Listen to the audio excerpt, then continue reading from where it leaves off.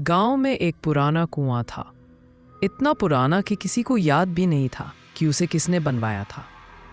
बस एक बात सबको याद थी, सूरज ढलने के बाद उस कुएं के पास कोई नहीं जाता। मैं भी उन्हीं लोगों में से था जो इन बातों पर हंसते थे। मुझे लगता था डर सिर्फ कमज़ोर दिमाग का वहम होता है। लेकिन जिस रात मैंने उस कुएं से आती आवाज़ सुनी, उसके बाद मेरी सोच हमेशा के लिए बदल गई।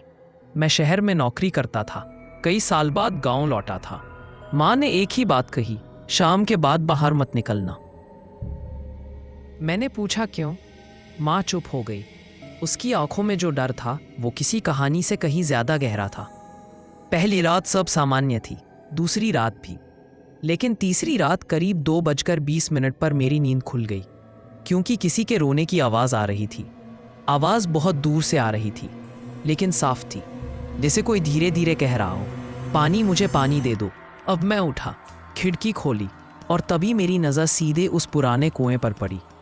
चांद की हल्की रोशनी में वह कुआं किसी काले गड्ढे जैसा लग रहा था और उसी गड्ढे से आवाज़ आ रही थी, पानी। मैंने खुद को समझाया, शायद कोई जानवर होगा या हवा की आवाज़, लेकिन फिर आवाज़ ने मेरा नाम लिया, रवि। मेरे हाथ कांपने लगे। मैंने कभी किसी को अपना नाम नहीं बताया था। मैंने माँ को जगाने की सोची, लेकिन मेरे पैर खुद ब खुद कुएं की तरफ बढ़ने लगे। मुझे याद है, मैं चल नहीं रहा था, जैसे कोई मुझे खींच रहा हो। जैसे कुएं के पास पहुंचकर मैंने नीचे झांका। अंदर कुछ भी दिखाई नहीं दे रहा था, बस अंधेरा, इतना गहरा अंधेरा कि आंखें दर्द करने लगी। फिर अंधेरे से एक चेहरा उभरा, सूखी चमड़ी, धसी हुई आंखें और मुंह से गिरता हुआ काला पानी। वह मुस्कराया और बोला, तू भी बाकी लोगों जैसा ही है। मैंने घबराकर पीछे हटना चाहा, लेकिन मेरे पीछे कोई खड़ा था। मैंने पलटकर देखा, गांव के वही लोग जो पिछले महीनों में गायब हो गए थे। सब चुप, सबकी आंखें खाली। एक साथ बोले, अब तेरी बारी है। मेरी चीख मेरे गले में ही दब गई, जैसे मेरी आत्मा मुझे लगा मेरा शरीर हल्का हो रहा है, खिंच रही हो।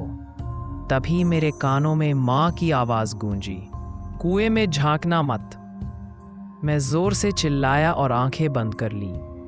जब होश आया तो मैं अपने कमरे में था। माँ पास बैठी थी और रो रही थी। मैंने पूछा, मैं यहाँ कैसे आया? माँ ने सिर्फ इतना कहा, आज तू बच गया। अगले दिन मैंने गांव छोड़ दिया, लेकिन कहानी यहीं खत्म नहीं होती, क्योंकि आज भी हर अमावस की रात उस कुएं से आवाज आती है, पानी, मुझे पानी दे दो।